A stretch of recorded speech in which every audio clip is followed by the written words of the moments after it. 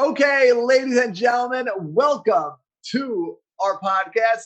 I am Rabbi E and my dear friend, Mr. Andrew Perelman. Hello, hello. Andrew and I study Torah weekly, almost every week, and Andrew suggested that we record our sessions and perhaps turn them into a podcast. He was kind enough to do all the work to make that happen. So thank you, Andrew. My pleasure. My absolute pleasure to hear you speak some Torah every week. And it is exciting to be here. And we are just days away from Yom Kippur, perhaps the holiest day of the Jewish year, and in many ways, and perhaps the most misunderstood day of the Jewish year.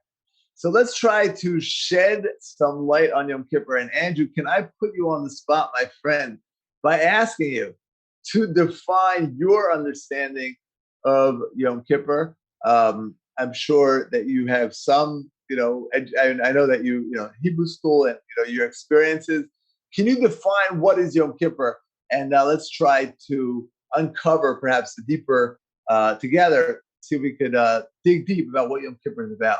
Yeah, absolutely. So from the perspective of a American Jewish reform upbringing, Yom Kippur for me is a day where you reflect on the past year, you repent. I never fully grasp what that means, but it's a day of repentance and reflection, and it's a much more somber day than Rosh Hashanah. Okay, great. So first of all, that's not in any way far off, but it is in many ways the happiest day of the year. Somber, it's serious, but I want to tell you something. Serious means happy. People who take life seriously are happy. If everything is a joke and everything is like just a wisecrack and a laugh and a ha-ha, so then life is just a joke. And then it's like, what's the point? So I'm alive, big deal. It's just a joke. Life is serious. Life is real. So then it's like, wow, and I'm alive. I'm in this real environment. Wow. And it's joyful. So let's try to understand the depth of Yom Kippur because it is incredible. So on Yom Kippur, there are 5 afflictions that we observe. Number 1 is we fast. We don't wash. We don't wear leather shoes. We don't have marital relations. And we don't anoint ourselves with oil or cosmetics. So how is there joy in that? Where's the joy in this seemingly afflicting ourselves in a physical way? So here's the idea, Andrew, and get ready to dance and get ready to experience Yom Kippur in such an awesome way. Here's the idea. Human beings, we are a hybrid. We're a body and a soul. We're a physical and a spiritual. Yes, we're physical. We have this flesh and blood, but we have a piece of the infinite. If you are a human being, you are made in the image of God. You are a piece of the infinite. And true happiness is expressing your full self. True happiness, as many people understand, especially in a progressive modern society, express yourself, be yourself. Well, be yourself means be your whole self. But in order to be your whole self, you have to know your whole self. And your whole self includes not only your body, but your whole self includes your soul. And in order to express yourself, in order to express your soul, you have to know your soul. Excuse me. So on Yom Kippur, we tone down the body. You see, the whole year, our body can be very loud and obnoxious and demanding and distracting. Imagine you're babysitting, you're trying to do some, you figure you get a babysitting job, you do some homework on the side while you're babysitting, and you're trying to get work done. And this kid, I need a drink, I need to eat, I want to go for a walk, I want to watch TV, I want to do this, right? And the kid is very, very, very demanding, and you want to do your work, but you can't because your child you're babysitting is so distracting. In life, I have a soul. I want to connect. I want to feed my soul. I want to nourish my soul. But very often my body harasses me and says, I'm jealous, I'm angry, I'm hungry, I'm lustful, I'm resentful, I'm whatever bodies do. And my soul is sort of left by the wayside. And that causes unfulfillment. I'm not fulfilled because I am not giving attention and love to my soul. So Yom Kippur is the day of happiness because it's the day of the soul. It's a day when we sort of tell our body, relax. We're gonna just focus on the soul. And when you said, a day of atonement, it is true. It is a day of atonement. But let's focus a little bit on how that happened. Let's backtrack for a second to Rosh Hashanah. I want to tell you a beautiful analogy. Rosh Hashanah is like going to a photographer. Yom Kippur is like going to a doctor. What's the difference between going to a photo shoot and going to a doctor? When you go to a photo shoot, you want to look your best. You get dressed up, and you stand your good side. You wear your good colors. You go and the lighting is good, right? And you want to look your best. But when you go to a doctor, you want to look your worst, or so to speak. You want to show the doctor, look, I have this bruise. This hurts me. When I once had this crazy toothache, and whenever I would get to the dentist, it would stop hurting. So it was like frustrating, and the dentist kept saying, "You have to come when it hurts." And it was like, in other words, it didn't hurt when I went. So when you go to the doctor, you want to show the doctor your troubles. You don't want to say, "Oh, look, I'm perfect." You want to say, "Look, I'm hurting." So Rosh Hashanah, let's talk about Rosh Hashanah. Rosh Hashanah, we it's like going to the photographer. We coronate the king. We realize how great we are, because if God is great, guess what that makes us? If God is great, so that we're a piece of God, that means we're great. And if I'm great, so then I could do so much. So Rosh Hashanah, we internalize how great we are. First, we say God is great, and then if God is great, then so am I. And then guess what? So is my neighbor, so is my family, so is my community, so is the world. We, as a nation, as a people, as a humankind, have so much potential. We realize our potential, and then on Yom Kippur, and also the 10 days before it, for the days between Rosh Hashanah and Yom Kippur, we're realizing, wow, if I'm so great, so then I should be giving some attention to my soul. If I'm a son of God, I'm a daughter of God, I'm a piece of God, so then I should be focusing on my godliness. So what if I'm a doctor or a lawyer or a librarian? That's a nice thing, but that's not who I am. That's just that's how I stay alive in this physical world. But that's not who I am. I am a soul. I'm a piece of the infinite. And then we come to Yom Kippur, and it's like, whoa, if I'm a piece of the infinite, there are areas I need to improve. So you're right, it's a day of reflection, but it's a day of reflection after realizing who I am. And wow, I can do anything. I can be anything. I am a piece of the infinite. And therefore, this day of Yom Kippur is a time when I focus on the areas that I could be more soul. So I tell my body, you take a vacation for a day. We're gonna divorce ourselves from our body for a day. And we're just gonna focus on the soul. When we focus on the soul, we can better concentrate on areas that we would like to improve in our soul. That's the awesome day of Yom Kippur. Why is it so happy? It's so happy because self-expression brings joy.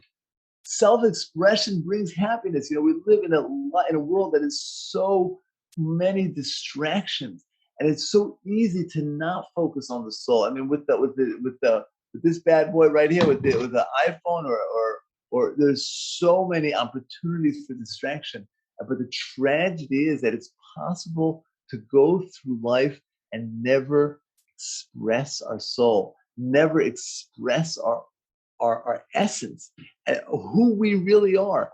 Again, it's great to be an engineer and make a living, but that's not who my essence is. I'm not going to be joyful and happy and free from just being an engineer. An engineer gives me the ability to live life. And of course, you should enjoy it, but that's not what life is about. This entire universe was not created for me to be an engineer.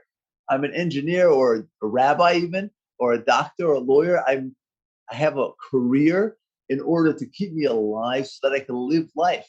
What is life? Life is choosing to express my soul, because that amazing gift of free will that we were given at the creation of the world, we were given the ability to choose godliness. We can choose to focus on our body, or we can choose to focus on our soul. And that is what the day of Yom Kippur is. The day of Yom Kippur is quiet down our body and we focus on our soul. And that's why it's true joy, because I'm true self-expression.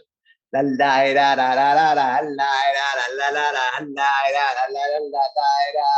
you say, my friend Andrew?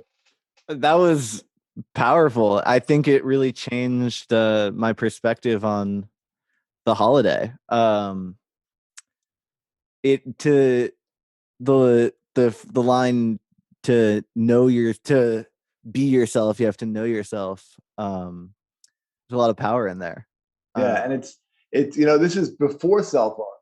In the olden days, I mean, there were people who were distracted, probably by work. You have to work 12 hours a day. You come home, you fall asleep, and you do it again the next day. People worked tremendously hard. So it was, a time. That's really what Shabbat is as well. We stop and we connect to our soul. We connect to, and throughout the day as well. We say prayers.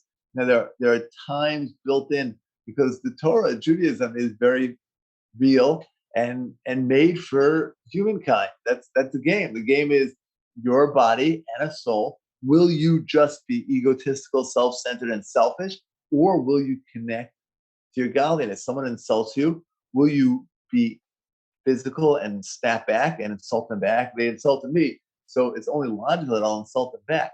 Or I say, no, I have a soul. I'm God. I'm a piece of God. They're probably having a hard day. I could just give them a compliment. That was like, whoa, what a concept. So Yom Kippur is a time when the times when I didn't do that, the times when I didn't live Smile like at the mailman. I didn't express right exactly. I didn't smile at my mailman. I didn't express I fell short of who I really am. I can be awesome. I am awesome.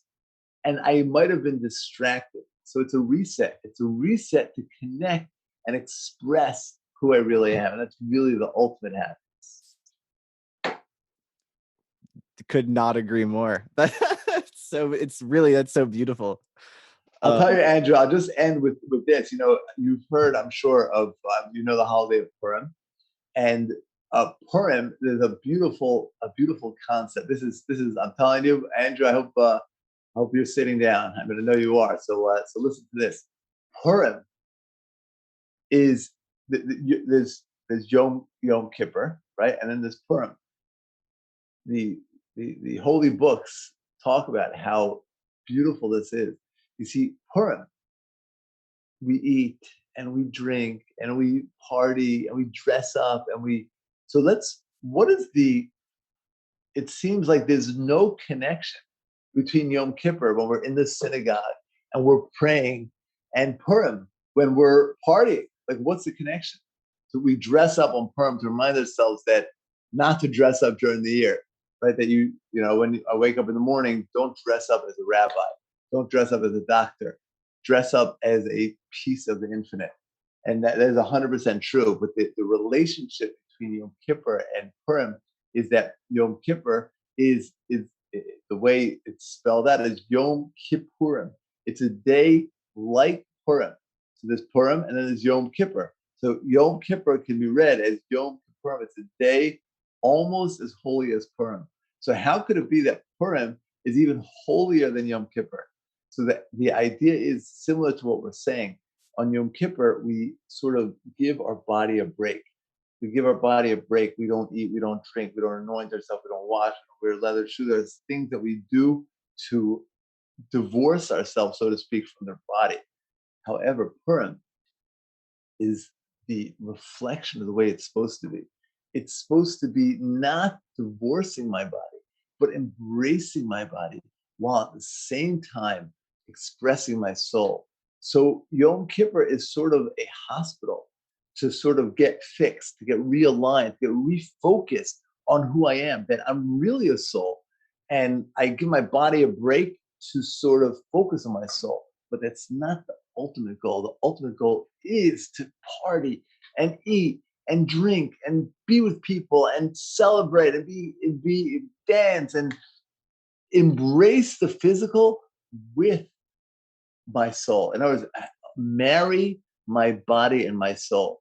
Right? Perhaps an analogy would be a husband and wife who are in a fight, right? So they take a break. Maybe they don't, they go on vacation, separate vacations for a week, right? And they come back and so Yom Kippur is like the body and soul take a break so that the soul can get re-centered, reconnected. Right? We can get re-centered with our soul, but that's not the ultimate. The ultimate is the day after Yom Kippur, when we re-embrace the physical and we live as a body and a soul. And I should eat, but I should eat within a spiritual way. I should drink, but in a spiritual way. I should interact with people, but in a spiritual way. In other words, not leave my soul at home. So that is a holiday of Purim. The holiday of Yom Kippur is when I remember how awesome I am, remember that I'm a piece of the infinite, remember my incredible potential, and so that for the rest of the year, I live a holy, complete life of complete self-expression. Thank God. Yes, it's a beautiful concept, and we got to spread it out. Before Yom Kippur, we got to let everybody know if you enjoyed this podcast, please share it, or you could probably say it better than me. So share these ideas with your friends, your family, because we need it so badly. The idea of realizing who we are, refining who we are, and focusing on who we are, and expressing who we are.